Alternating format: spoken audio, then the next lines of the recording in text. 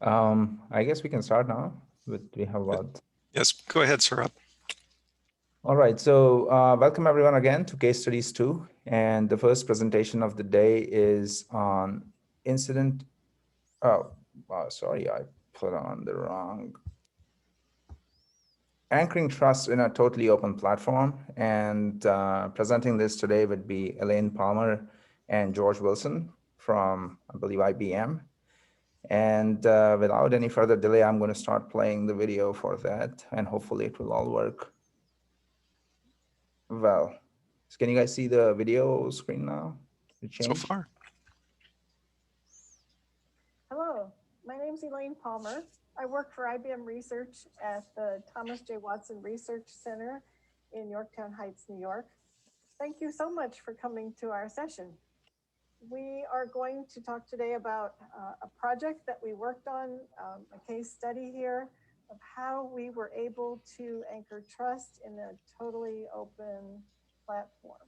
At the very end, we'll have time for questions and answers, and those will be done live with my colleagues here. The usual disclaimer that this work represents the views of us and not necessarily the views of IBM. Any designs you see here may or may not be real products, and the logos and trademarks are those of ours and others.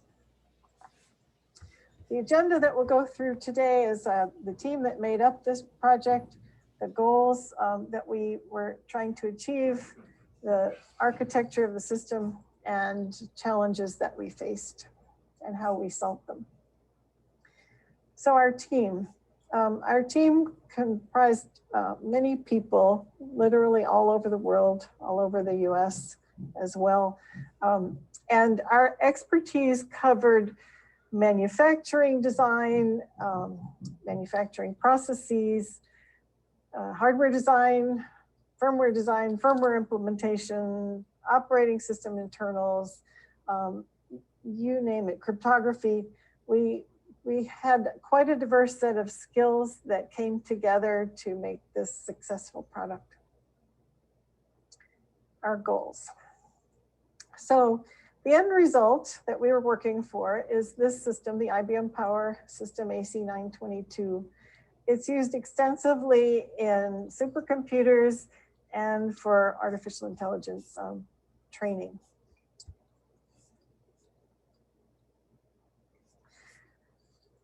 Now, what motivated us was that we were implementing secure and trusted, or secure and measured boot into these Power 9 systems.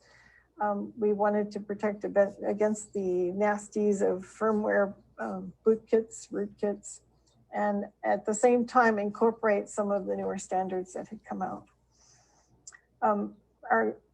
This way we solve these problems is to add secure boot, but from a hardware root of trust. Using secure boot, we would only execute firmware that the system would validate this digital signature of and check the integrity of before transferring to it. And we have to, of course, protect the keys that are used to validate that, that firmware, using keys either based in hardware or ephemeral keys that are protected.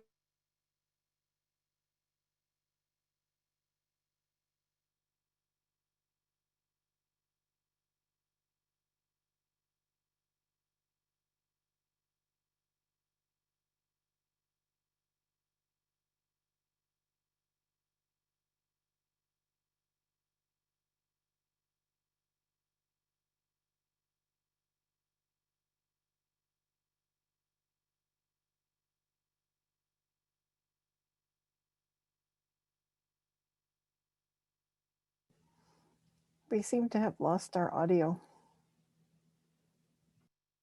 Had to satisfy.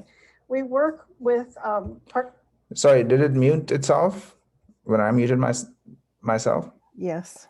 Okay, let me go back then. Through up to the operating system, everything is available in open source. The hardware design and the instruction set architecture is also open. It's been contributed to the Open Power Foundation. So there was absolutely no security by obscurity here because there was no obscurity to rely on. Some of the other requirements we had to satisfy. We work with partner vendors who use some of these components to build their own systems with. Some of the systems are meant for enterprise customers that want them actually locked down and not changed. And some of them need to be changed extensively with new keys and new firmware for some of our customers who want to roll their own. We have to be able to update this firmware in the field. We have to be able to have the firmware attesting what is it running so that remotely we can tell what these systems are running in a trusted way. The systems need to be reprogrammed or rekeyed, so to speak, if they are sold and ownership is transferred to a secondary vendor or a buyer. And while we are developing and testing, we didn't want to have to turn off security, then turn it on and ship it. We wanted to be able to develop and test with security enabled so that we could extensively test those features. The system architecture we'll go through next. From the hardware point of view, what is important from this detailed slide of what the hardware looks like, you'll see trusted and untrusted areas. In general, when we are verifying firmware, we load it into an untrusted area, move it into a trusted area, check the signature, and then we can execute it. We would never check it from an untrusted area because then it could be changed. The important other components are way over on the left. You see the SEEPROM and SBE, two components that say SBE. SBE is the self-boot engine, and that is the origin of our root of trust. Way over on the right, you see the processor TPM, and that makes up the second component of our root of trust.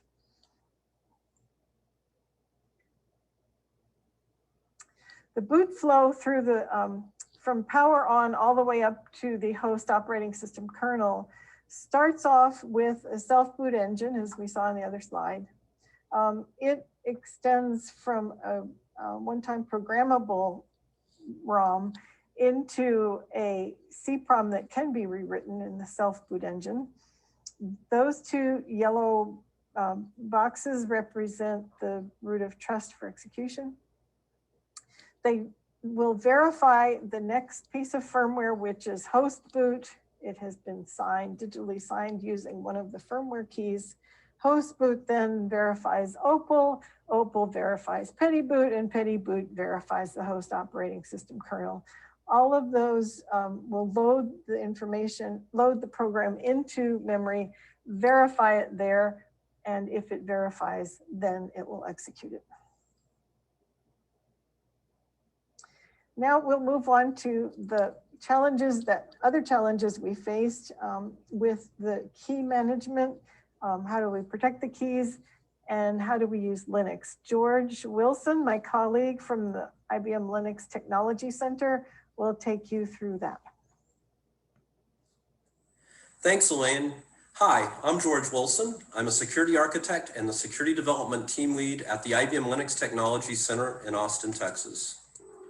I'm now going to take you through the Power9 stack and discuss some of the secure boot features we added for key flexibility, key store protection, and using Linux as a secure bootloader. There are some goals we needed to meet with our secure boot solution.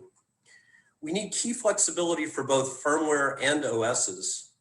ODMs can build their own systems and need to sign their own firmware. We have IBM enterprise systems, and we at IBM need to sign our firmware. And we wanted to make systems fully customizable so that if you know what you're doing, you can build and own your own firmware. Finally, of course, OS vendors need to be able to sign and verify their respective OS kernels. Moreover, we don't want to sign, that is vouch for, anybody else's keys or code. or vice versa. We need different firmware keys for different purposes. As you might imagine, we need keys for development and manufacturing testing in addition to production keys.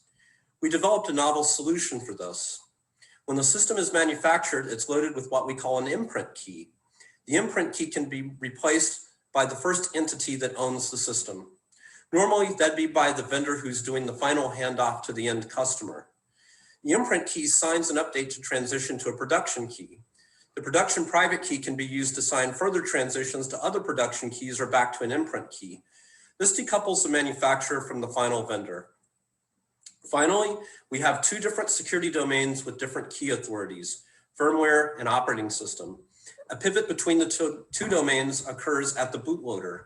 This decouples the firmware from the OS and provides flexibility for multiple OS vendors or even administrator-signed OS images. So we have our overall model of goals. Now let's map that into hardware and firmware. Our aim is to provide a complete secure boot chain of trust from hardware to operating system. Here's an abstract diagram of the Power 9 boot sequence.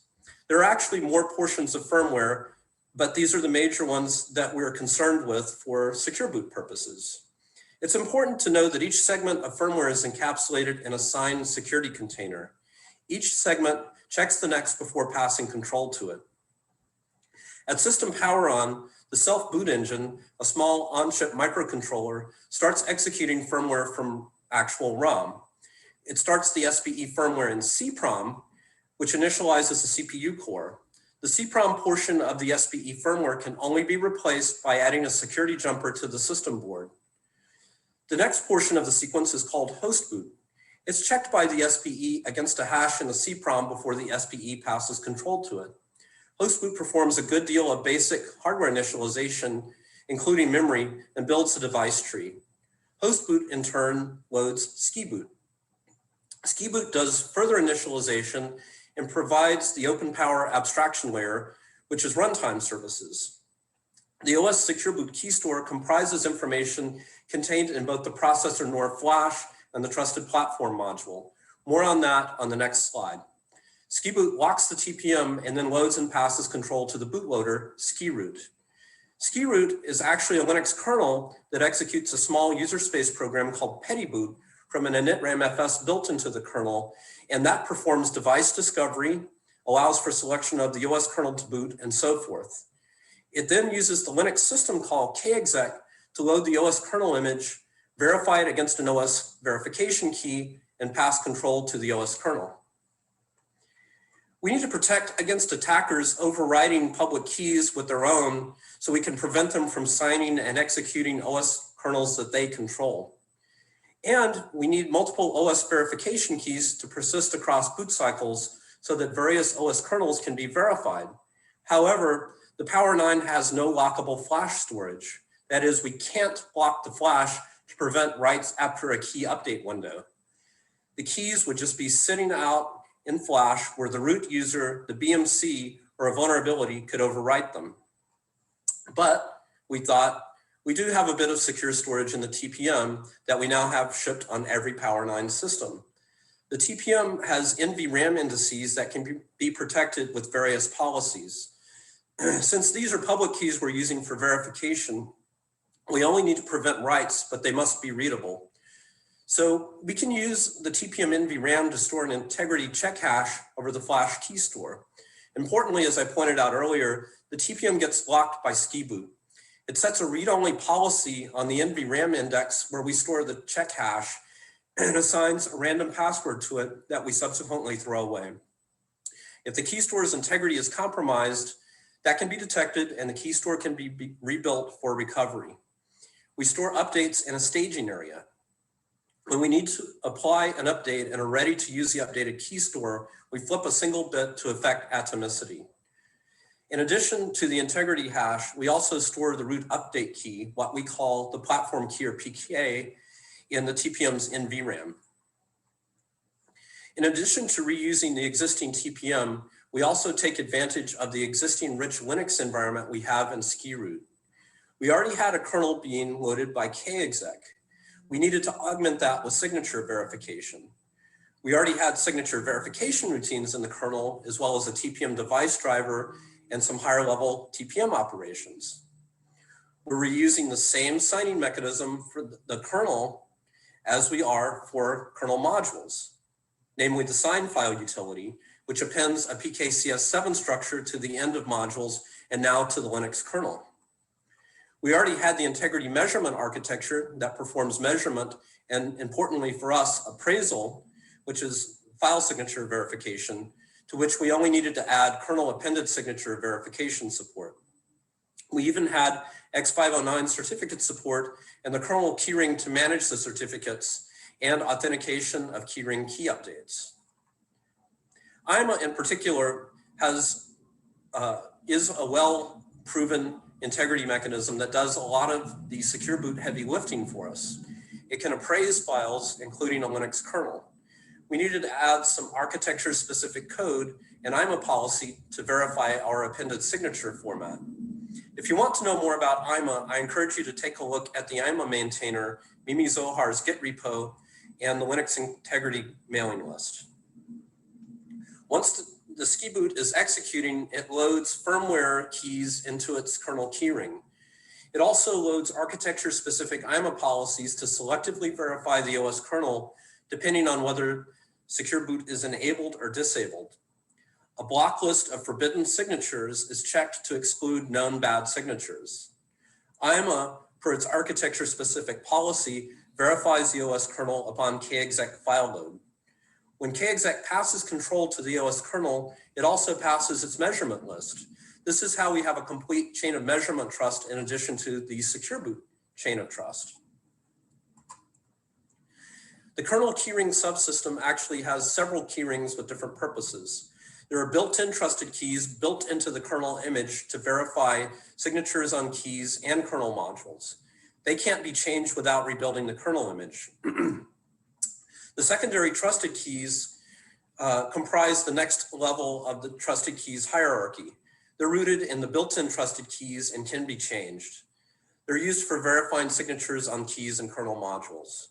The .ima keys are used by IMA to verify signatures on files and are signed by either built-in or secondary trusted keys. They're modifiable. The underscore IMA keys are not signed and are typically loaded before the init ramfs pivots to the rootfs. They are modifiable and are used as additional keys to verify files. However, we didn't have precisely what we needed, a non-modifiable keyring used only for verifying kernel images with keys that are either compiled in or loaded from firmware. So we created a new keyring with those properties called .platform. As you might imagine, there are many other changes we had to make throughout the stack, which is all open source, to complete the end-to-end secure boot chain of trust.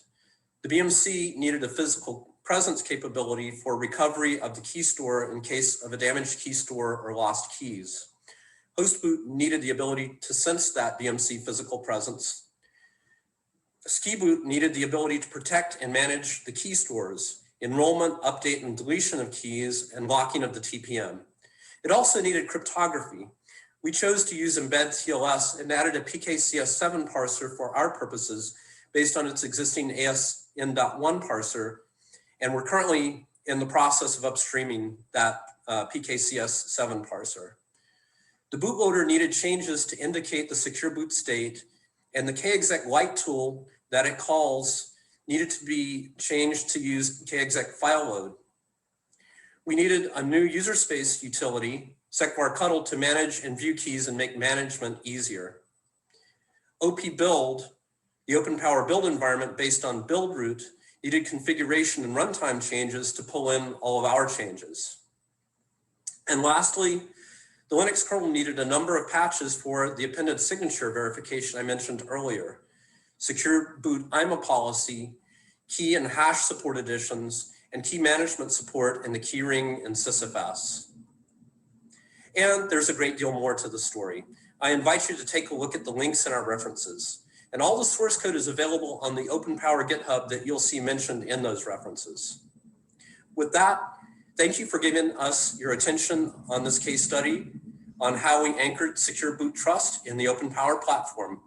I'd like to thank all our colleagues who contributed to this effort, in addition to Elaine and myself, most especially Mimi Zohar, Nina Jane, Chris Engel, and Tim Block, who directly contributed to this presentation.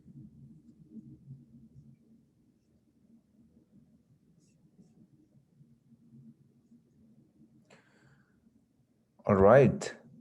Randy, were you monitoring the chat session? Do we have any questions? Yes, but unfortunately, Randy was on mute. So now I should be off mute. And Yeah. we can look at questions. The first question, first off, thanks for that nice presentation. The first question is from Thomas Edelberg. Is this a dual boot? So the system is, actually, let Chris answer that one because Chris will handle. Chris, you there? Yeah, dual boot. I'm assuming you're talking up at the operating system layer, though, right? Above the ski root. Answer, yes, the OS. So I don't know, George, if you want to handle that. Yeah, so multiple kernels can be signed by different key authorities, and those verification keys enrolled, and those kernels can be verified. So you can boot different kernels from different distros where you can sign your own kernel, and all of those can be selected via petty boot and booted, assuming that they're properly signed and you have the keys enrolled. Yeah, I have a question.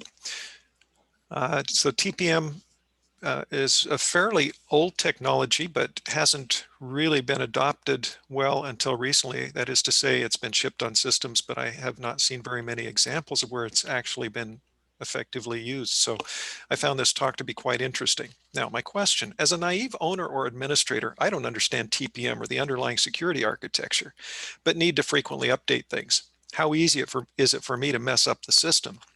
Or to put it another way, how do you enable the user to make trustworthy changes to their system?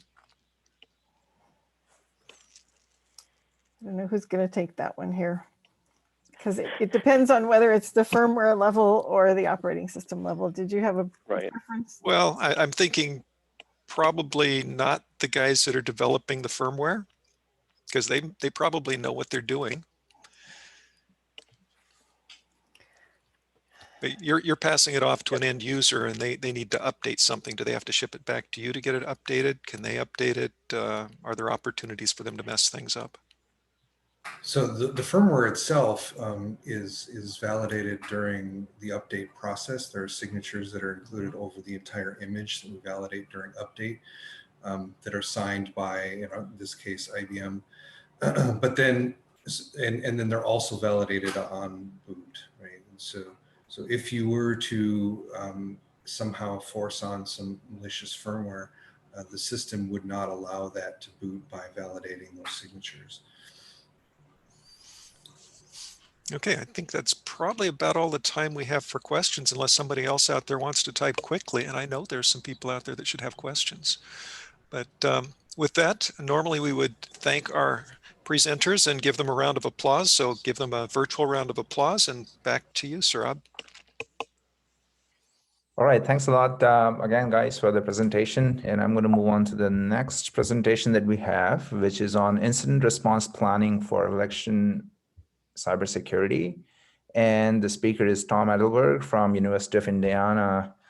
And let me just turn on the video.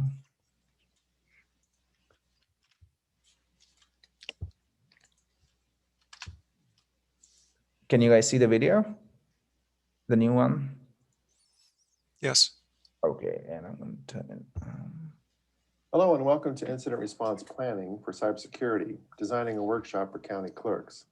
Today we explain how our team designed and delivered incident response workshops to county clerks in the state of Indiana.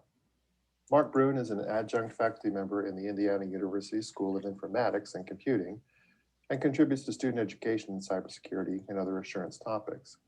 My name is Tom Edelberg. I hold a PhD in Instructional Systems Technology. I research cybersecurity principles to mitigate current and future cyber threats. We work at the Center for Applied Cybersecurity Research, CACR, at Indiana University. We have been working since 2003 to provide the nation with leadership in applied cybersecurity technology, education, and policy. Our research receives funding from the state of Indiana. Cybersecurity has become a growing field in business and government sectors, which sometimes is portrayed to the public as technology magic.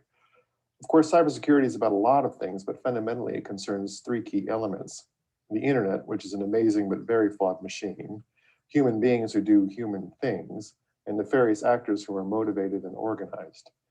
Inherent in cybersecurity is that we will never be able to address everything. There will always be new attacks, new technologies, more sophisticated attackers. The key thing to remember is that we do not eliminate risk, we can only mitigate it. Our work stemmed from the grant from the state of Indiana. Initially, our task was to inform county clerks from 92 counties on basic cybersecurity practices. We designed and delivered 9 workshops from around Indiana. We learned that our target audience, county clerks and their staff, would not be tasked with identifying and containing potential cybersecurity risks, but they would have responsibility to communicate cyber incidents to the Secretary of State's office. Our analysis of county clerks revealed that they do much more than manage elections. Their primary duties are to record, file, and maintain the proceedings of the district court, maintain vital records related to county population, including birth, death, and marriage certificates, and conduct the state's taxation duties. In sum, they wear many hats, but they are not cybersecurity experts. Therefore, our goal was to design and deliver a short, to-the-point incident response planning workshop to help county clerks respond to all incidents related to election security.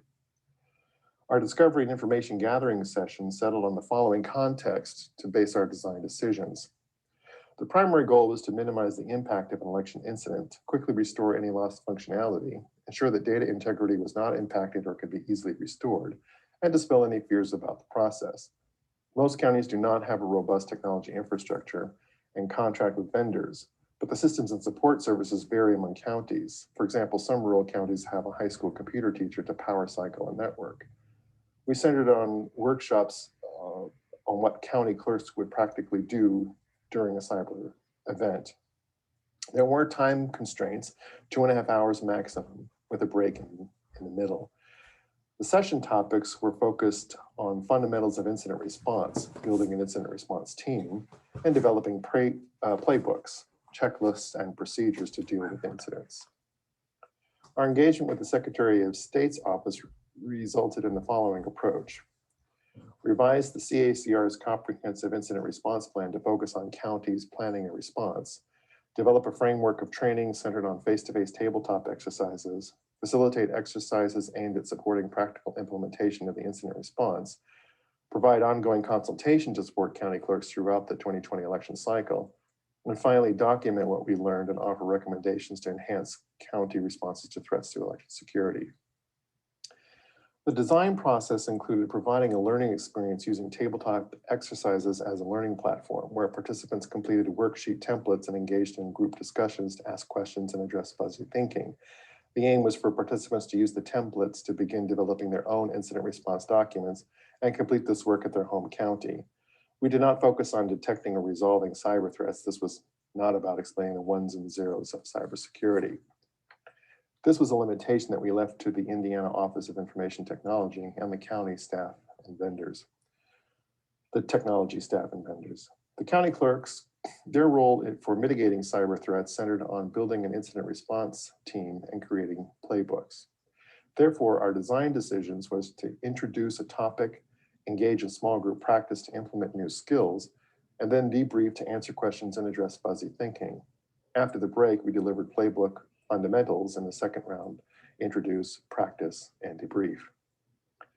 The workshop format was to control 2 major challenges: manage instructional complexity, where we wanted participants to manage the various content as a tool for immediate implementation, and provide a relevant learning experience, which provide opportunities for participants to implement the training received according to their particular county context. The topics in particular focused on building incident response teams and designing playbooks in advance.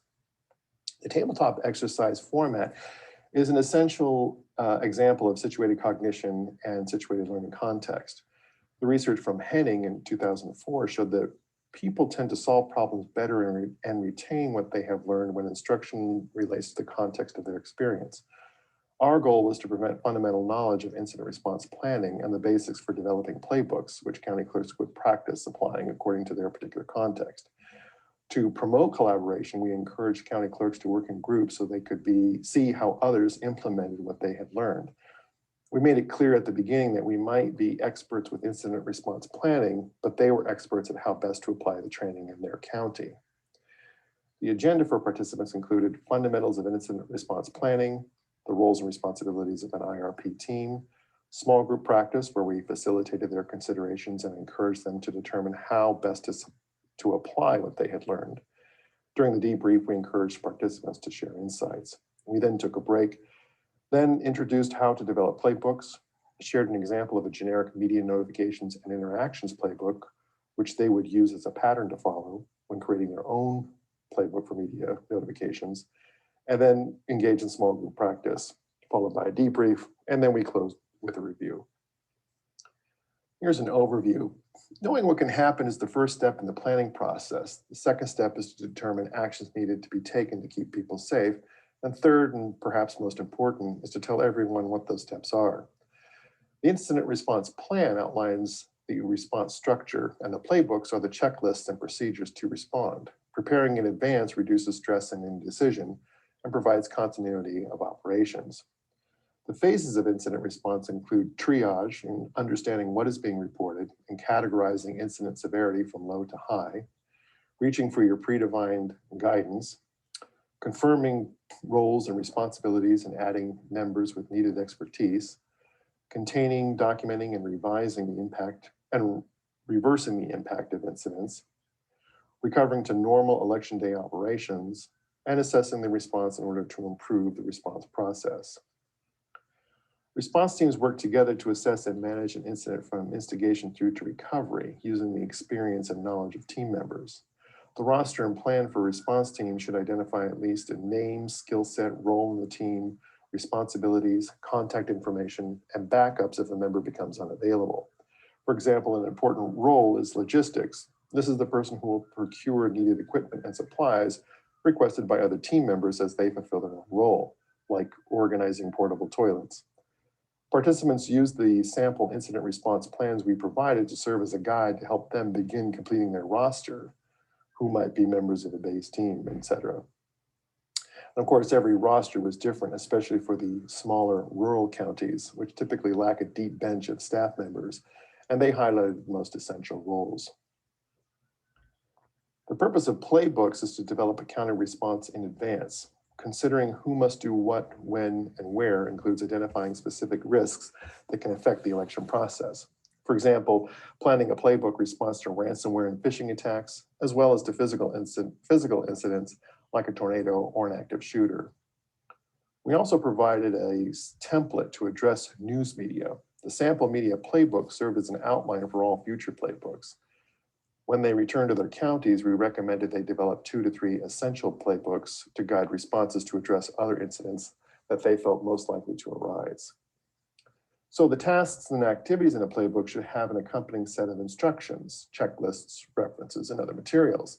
For the sample media playbook, this included identifying who, what, where, when, and why. So for example, identify a county spokesperson, state the topic in 1 sentence, point to a physical location or web conference, state the day, time, and approximate duration, and provide clear detail on what happened.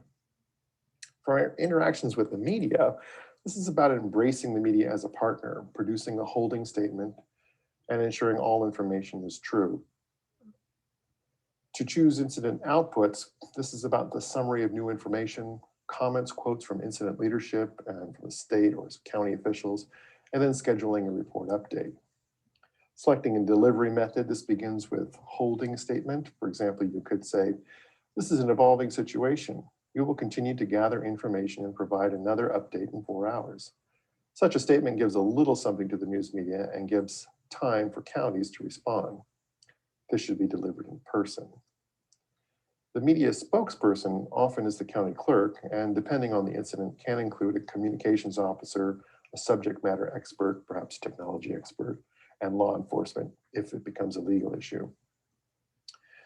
Identify, recognize, and inform centers on internal communications, including other incident team members, Secretary of State, Indiana Election Division. To address the federal, state, or local legal obligations, Indiana has adopted the Voting System Technical Oversight Program, VSTOP. This is a project from Ball State's Department of Computer Science used to report anomalies with voting systems and electronic poll books. Finally, counties must reference other policies and procedures. Okay, so what did we learn? Counties have diverse technical and human capital infrastructures that require unique approaches.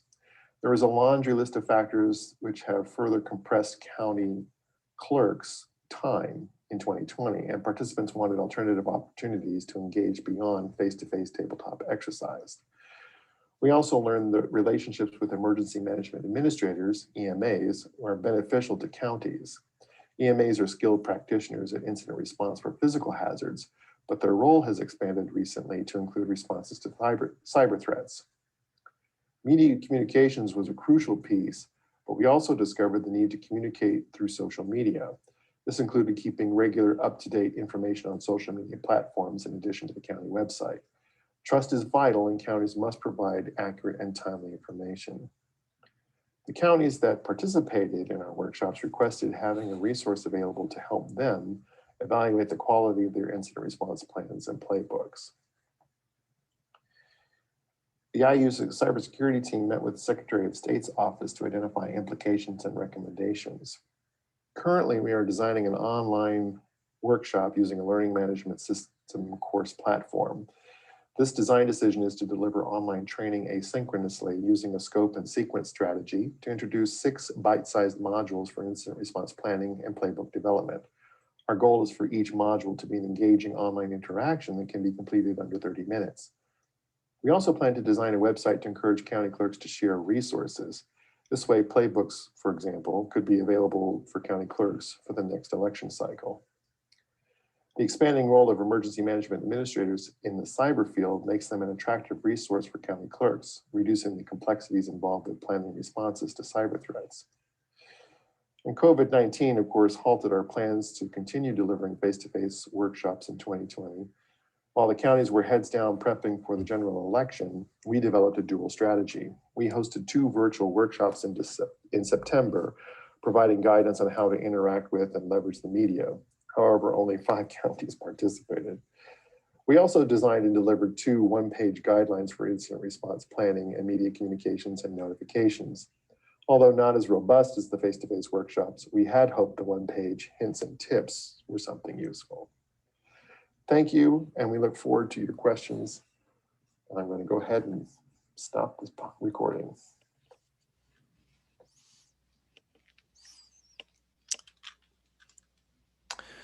All right, thanks a lot, Tom, for that great presentation. I think it's one of the most interesting topics, given the context of elections this year. Randy, do we have questions on the chat? We didn't until just a moment ago. We now have one that says, how would the workshop training be different if they are for college students or other types of professionals versus county clerks? And I actually had a question along the same line. So could your approach to incident response planning be applied to other domains beyond the election cybersecurity?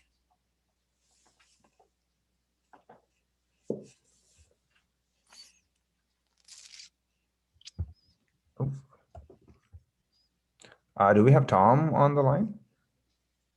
Yeah, Tom, if you're online, you're on mute.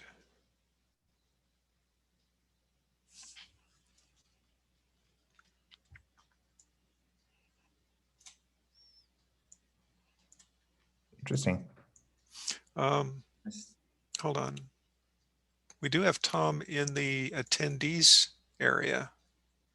Oh, I think he didn't join us. Yeah. Okay, that could be a problem. Okay, can you hear me? Yeah. Oh, great.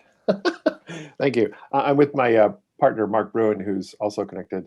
Regarding how different it would be for different kinds of audiences, that's also a very crucial question to ask for any designer when presenting election security or just incident response. So For incident response, of course, I'm going to hand that off to Mark Bruin to discuss for colleges, since that's what his expertise is. But I will say that would take into account the different kinds of knowledge that that person would necessarily have.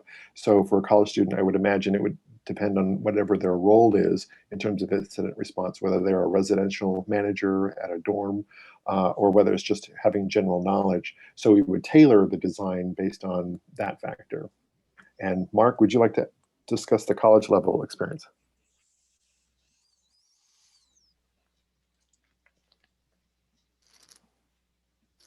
And he just said, how does he unmute? It looks like he is set as a guest as well. Okay, let me see if I can figure that out. Mark Bruin, allow to talk. Let me see if that works. Mark, can you try now? Yes. Am I here? Yes. You were there. Look at that. I just started to type the answer in the Well, chat. apparently I have the power to unmute attendees. I had no idea I could do that. Use it. Use that power wisely. You're on, Mark. Go for it. So yeah, the formatting. Well, first off, any incident response planning is generic. The format, the steps, the goals. It doesn't really matter what the topical area is. So what we did was, and I think Tom said this pretty clearly, we told these attendees, for example, that they were the experts in elections administration. And what we did was hand them or give them a format, sort of a methodology for them to do planning within that topical area. We could do the same for really any topical area. This is sort of based, at least in philosophy, on the National Incident Management System, the Incident Command System. And again, those are sort of, they're complex, but they're sort of generic applications of incident response that you can lay on just about anything. And the reason that's done, of course, is that on a campus, in a company, wherever, there's a lot of things that can happen. So planning specifically for each of those things that can happen, developing a response structure and plan for each of those just doesn't make any sense. So you just take this global format and apply it to everything.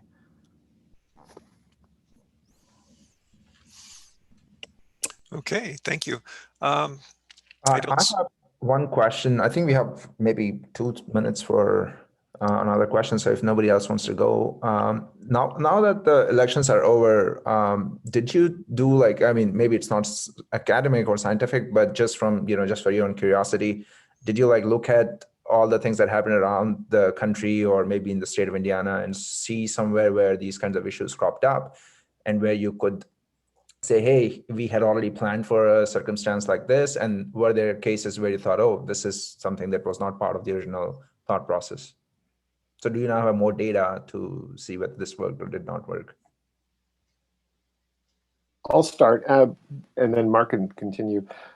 Most of what we found with the counties, because of the issue of mail-in ballots becoming a much more complex part of their jobs, it was very difficult for us to gather any more data from them, although we reached out to them and say, how is this working? What further guidance do you need? How can we support you? And their response was, we are so heads down, with the mail-in ballots, we just don't have any time. Our office is completely overloaded, but we'll get back to you later. And of course, we're at the end of the election cycle. And, when we're dealing with the government at the end of an election cycle, it's no longer a problem until we hear from them 2 years from now or 4 years from now. So we'll probably hear from them soon. Mark? Yeah, my answer was just going to be, it's too soon. So once they get past all of this and take a breath, yeah, we really do want to look at that.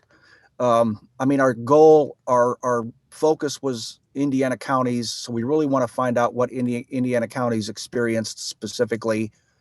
Compare that with their engagement or non-engagement with us first. And then if they had playbooks, were they effective? So yeah, we do want to do that, but it is kind of too soon. Yeah, just one last thing. I know we're short on time. I think the crucial thing that we found was this relationship between emergency management administrators and counties. Communication is key. The state of Indiana, and I think this is probably true in many states, the government or the state government has an idea about how the county should work, and then the counties are like, great, this is fine, but there is no real viable communications tool for counties to actually inquire and have their questions addressed so that they know what they're expected to do. We were really surprised that a number of the county clerks who showed up had just been elected to that position, and they were kind of learning on the job, as it were. And when we asked them, do you have any former county clerks who have an incident response plan or something, most of them said no, and a few of them said, oh, well, I have this, half-page note, call Ron. So we realized that probably the number one thing that we could address for incident response planning is having a viable communication across the counties. Thank you so much. Any other questions on the line, or we can move on to the next I presentation? don't see anything else on the line. A very, very good presentation, very timely. And I think the last point that you were making points to the need to review, not just review the incident response plans that they created and figure out what worked and what could be improved, but also helping them to figure out that continuity. How do you, I'm assuming that every election you have new people coming into it. So how do you maintain continuity from election to election? Very good. All right, so last presentation of the day is summarizing intrusion alerts to attack models for higher ed SOC. And with us, we'll have Shanxi J. Yang from Rochester Institute of Technology. And along with his co-speakers, Ryan Kaiser, who is from Indiana University. And let me play the video. Again, a reminder to put your questions in the chat. Okay, I think this is a presentation. Hi, everyone. Thank you for coming to our session. This use case study is about summarizing intrusion alerts to attack models for higher ed SOC.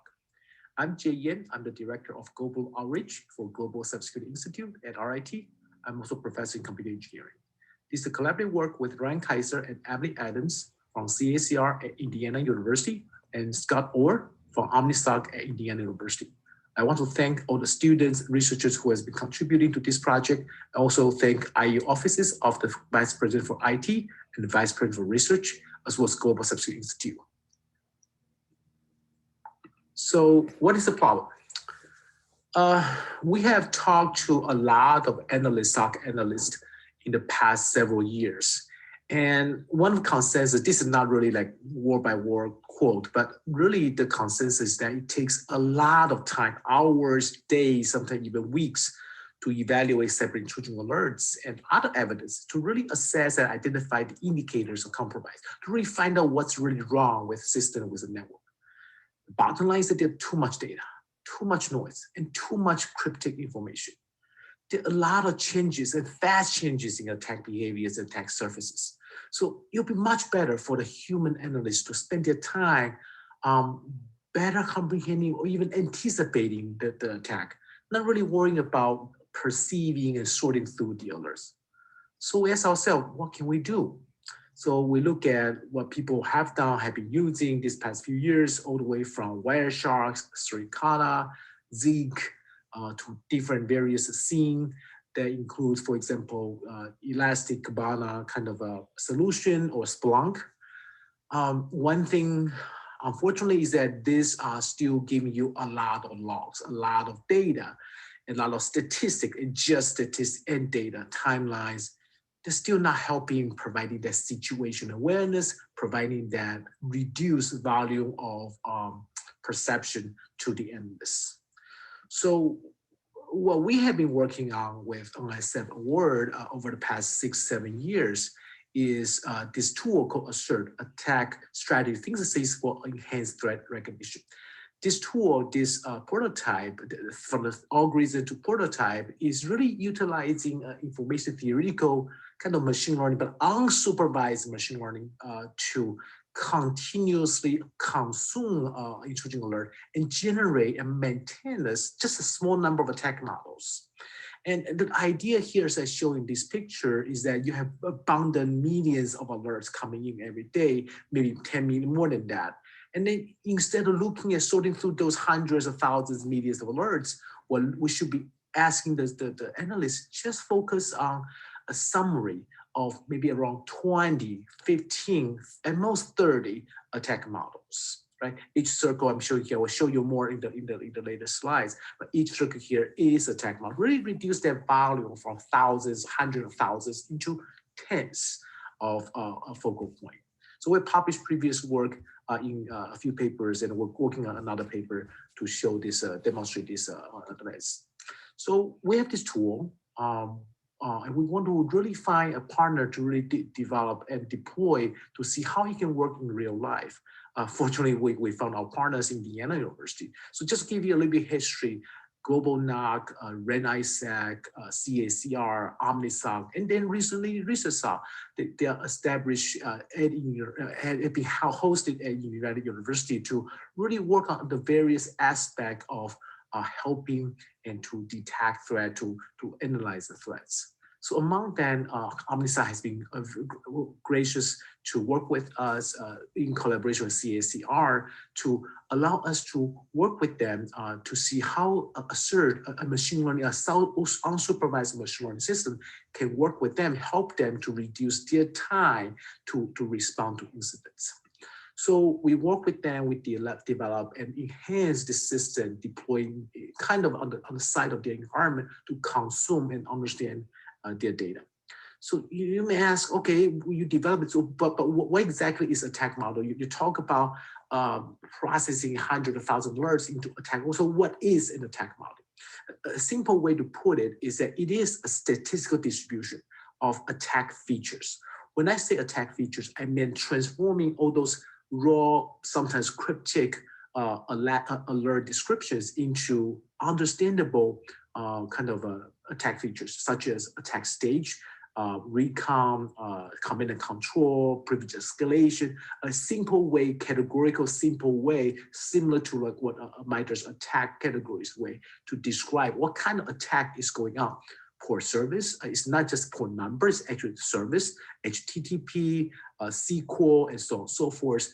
How the attacker maneuver is inbound, outbound within the network, or the actual IP address or subnet themselves, how fast they are coming, and which autonomous system they are coming from, and so on and so forth.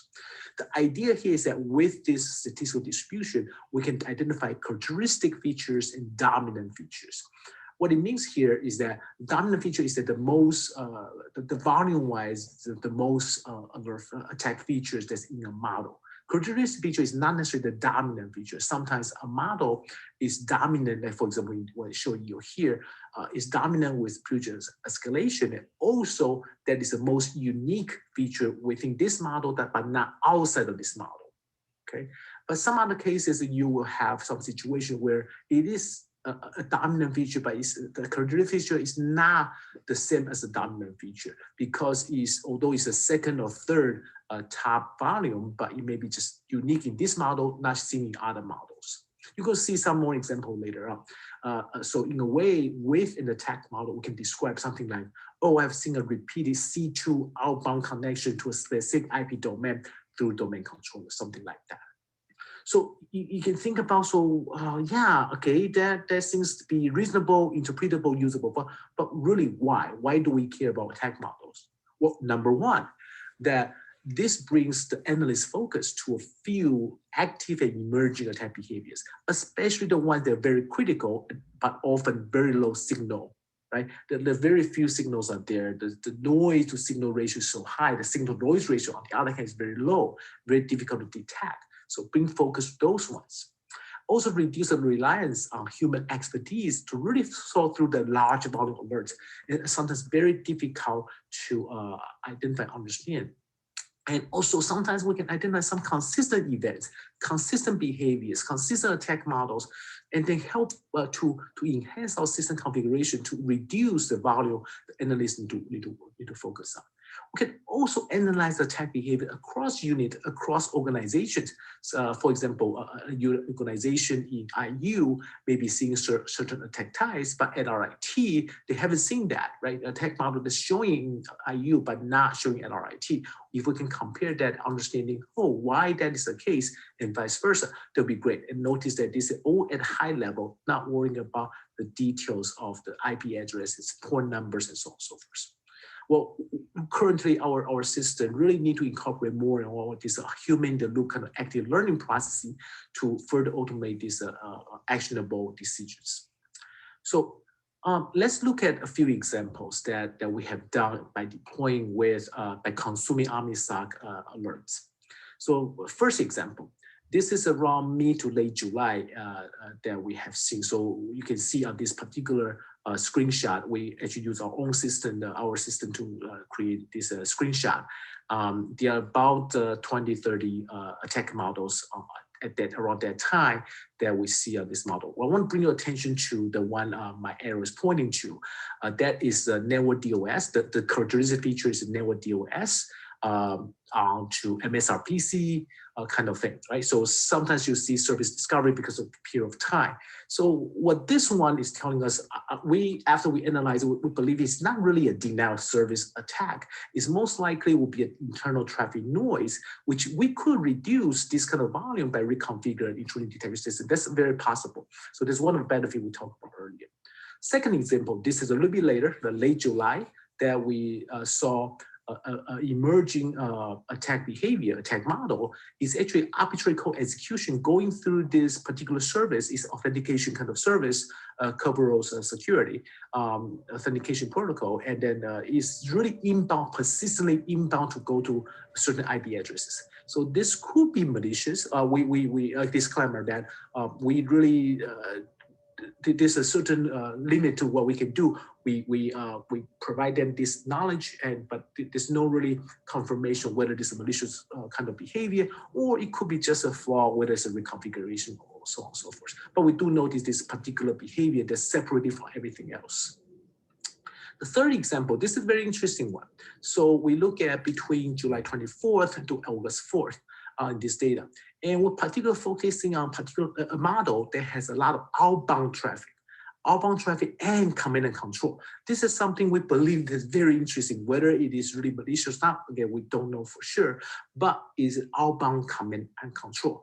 What you can see is that over time, the x-axis time, the y-axis is volume. You see that this model has various kind of outbound. This is a top graph I'm showing. The top graph has various outbound traffic kind of periodically occurring, showing up a higher volume and then go down, higher volume, then go down, periodic, roughly speaking, about 24 hours per cycle.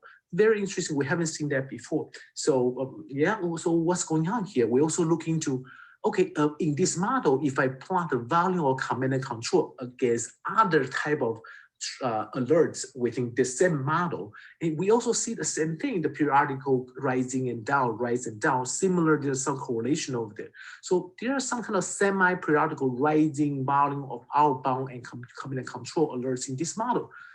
We asked, does this really reflecting a regular normal operation, or does it reflect some kind of persistent threat, right? So this doesn't need to require more in-depth analysis of more data in there. And then we continue on to look at a little bit later. So go back, we want to show you. So this is from July 24th to August 4th.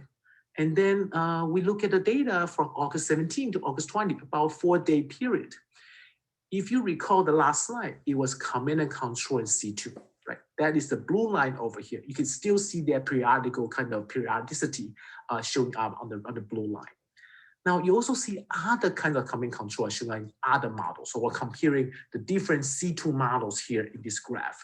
So you see other colors that also are occurring. So before this time, we see a lot of command and control with domain controller, command and control with WSMan, which is the green, and so on and so forth. So there's always something with HTTP. But one thing that's very interesting in this time frame is the command and control with MS SQL. right? So this we didn't see a lot. We have seen some, but we didn't see a lot. But since August 17, 18 timeframe, we start seeing more, and the volume is pretty high. You can see the y-axis logarithmic scale pretty high. And notice that this is the time frame that IU start their fall semester. We conjecture there might be something in terms of the new services or new volume of traffic being triggered because of the semester starts. So with these examples, OmniSoc and CSCR has written up a report and concluded that there are some good use cases by using assert with this real life, real world data.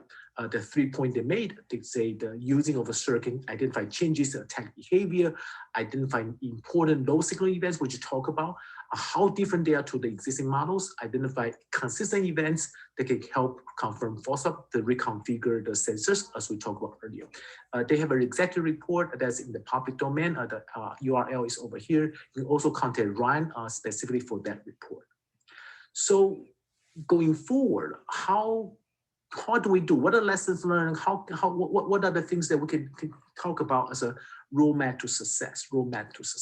So first, I really appreciate it, and then we really feel that this partnership between researchers, us at RIT, and practitioners in OmniSoc and CSCR, we really enjoy this partnership because they allow us to analyze real data, real tech models, and found out a lot of operational challenges. I believe more partnership, I welcome more partnership. If you are interested, please contact us. We also believe that there should be a sustainable process to share and discover emerging critical tech models across organizations, like I said earlier, comparing RIT and IU, comparing IU and Purdue, and so on and so forth. In near real time, I think this will be great for us to see that what kind of benefit you can bring. This does require some transformation of analyst workflow so that we can adapt AI ML models, maybe using active learning, human in the loop, as we talked about briefly earlier. There is something in the future that we will continue to explore. And hopefully all of this can provide proactive deterrence of real cyber attacks in near real time. Okay, we're working on a new paper and we're working towards a GitHub release. Thank you very much. If you're interested and want to talk to us, I'll see you in the Q&A. My name is Jay Yin, j.yin@rit.edu. Thank you. Thank you, Jay. Please, if anyone has questions. Okay, we have a question from Thomas Edelberg. Are you able to extract attack strategies used in attacks and use them to measure patterns? Yes, I'm on. Can you hear me? Yes, Jay, go ahead. Yes, I think that's the whole point, that we are extracting those patterns, and those patterns allow us to extract and find out those different attack models. So each attack model demonstrates different kind of patterns, different kind of combination of attack features, we call it. So it's not just temporal pattern, but also you can imagine like spatial pattern in the sense of the type of feature combinations. I'm not sure I answered your question. I think I'd add on to that although this initially was focused on Suricata alerts, like it'd be valuable to start to extract data from things like Zeek, where we can have to further enrich those models and to start to pull out more of the components of those strategies that I think that Tom is talking about. Okay, Thomas says thanks. I'll add one to this, pulling on that same thread for your attack models. I'm wondering if you use any public sources to identify attack models, such as MITRE, or if you're just analyzing the traffic and trying to figure out what's going on. Good question. So the live feed are the actual traffic alert data.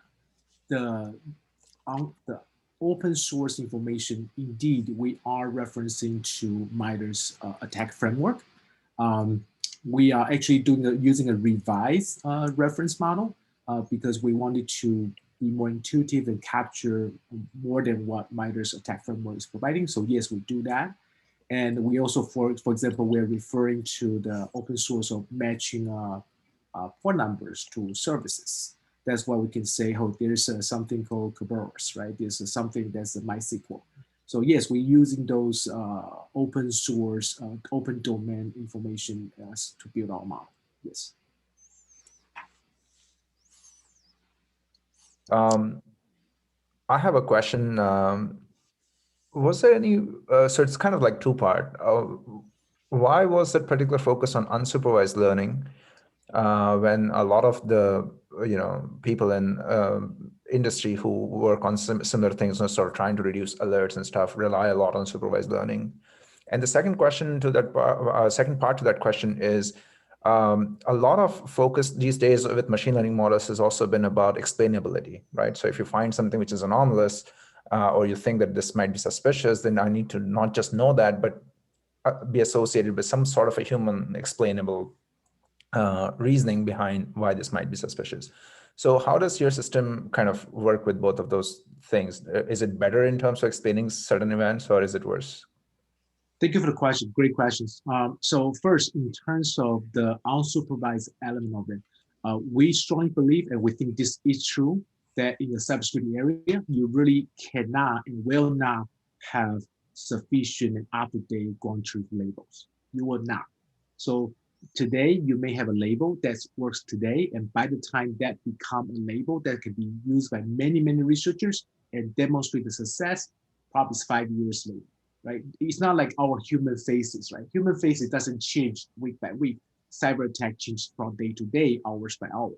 So number one, that we strongly believe some kind of unsupervised or semi-supervised learning is the key for cybersecurity success. Even in intrusion detection, we're not doing intrusion detection, but even for intrusion detection, there's no way you're going to have everything that's supervised and learned, right? Rule-based is great, excellent, unsupervised is great. Some kind of mix of semi-supervised will be needed. So that's why, and also part of the reason to really the second question is that our goal is trying to provide intuitively interpretable, not necessarily explainable, interpretable models. When I say models, again, it's the description of behavior that the analysts will resonate with, right? So if I tell, hey, there's a C2 attack going through your SSH, there's meaning, right? So it's not like you have pages of description of what's going on. So we want to bring the attention quickly so it's interpretable, usable. We are not trying to replace human to say everything will make decision for you, for the human. So it's not explainable, say, hey, here's a decision, let me explain the decision. It's more interpretable so that the model is usable and interpretable by the analyst, which means the unsupervised learning aspect is to create this, think about clusters, right? Think about explain is an interpretable description of what's going on instead of saying that, hey, here's a label X, so do that. So that's a little bit different approach than many other AI ML advances where we just want to predict the result and make decision for others. We are trying to help the analyst. Thanks a lot. We do have a little bit more time for a few questions if there are any on the chat, or Randy, if you have any questions of your own. Sure, I'll add one more.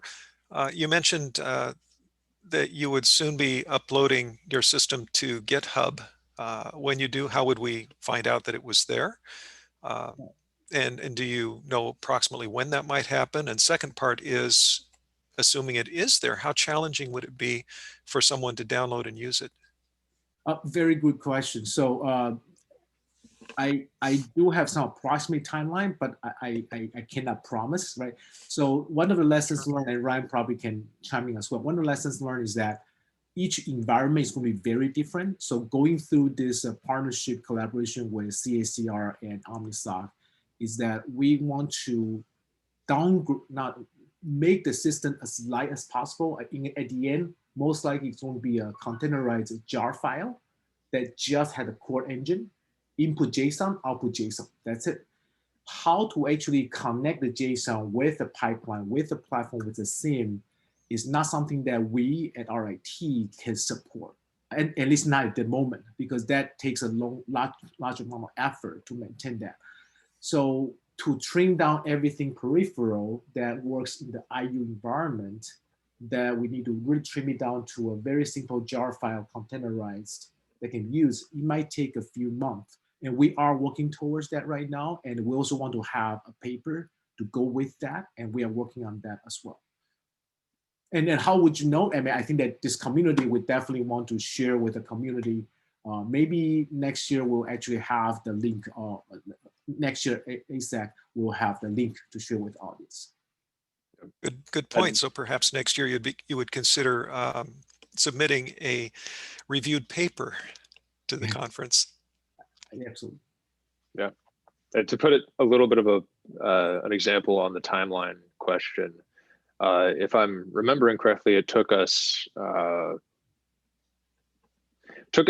couple of months to get started with the prototype, and then there was a constant period of evolution until the conclusion of the project, of just revisions and changes and updates to just add more that we wanted to get done as we learned more about what we were getting from the prototype. But I think what Jay was talking about was a lot of the work that he's doing right now is actually to streamline that and make it simpler to do that, given what we learned over the course of working together on this. So hopefully less than a couple of months. Yeah, thank you, Ryan. And the other thing very quickly is that one thing we learned is that our design is, the system is very fast, right? That's our design principle. It's not anything, there's no training. There's really not a label thing. So it's just continue running, streaming, and consuming alerts and data.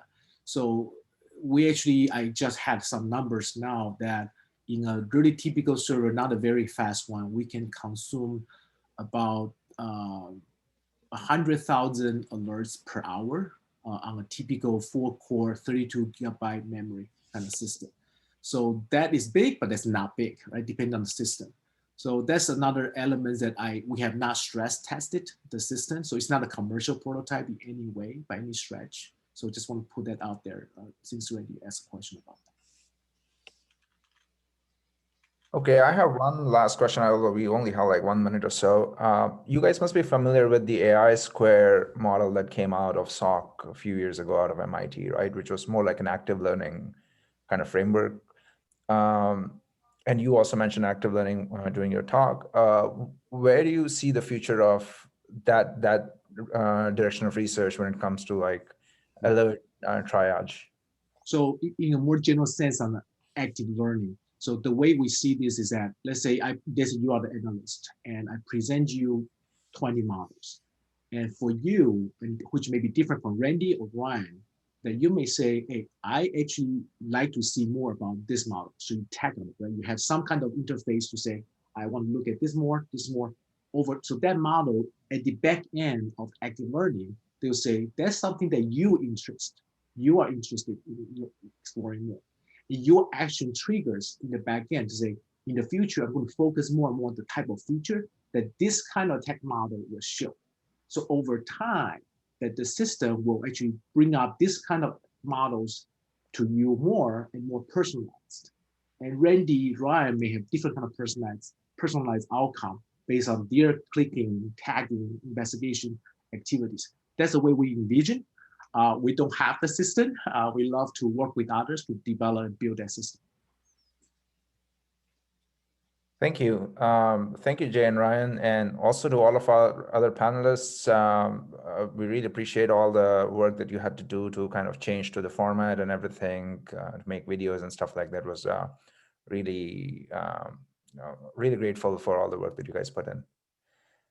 So on that note, I guess we can end the case studies too. And Randy, would you like to add some final words, final comments? I'd like to thank everyone for participating. Hope you enjoyed it. Hope you enjoyed the rest of the conference. There's still a little bit more to go today. So start clicking those buttons, watch the videos, ask questions, and we'll see you next year. Thank you. Thanks, everyone. This has been great. Thank you. Bye.